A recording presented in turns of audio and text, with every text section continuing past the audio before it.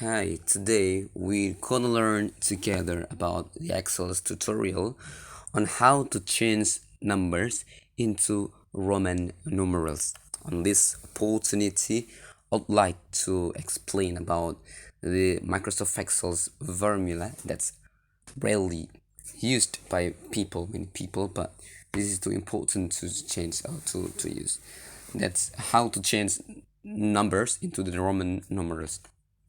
With this formula, with equal to sign or Roman, and then open the brackets and select the cells that you want to change as a number cells. Okay, this is A2 on my worksheet. You can see on your screen here, and comma and 2.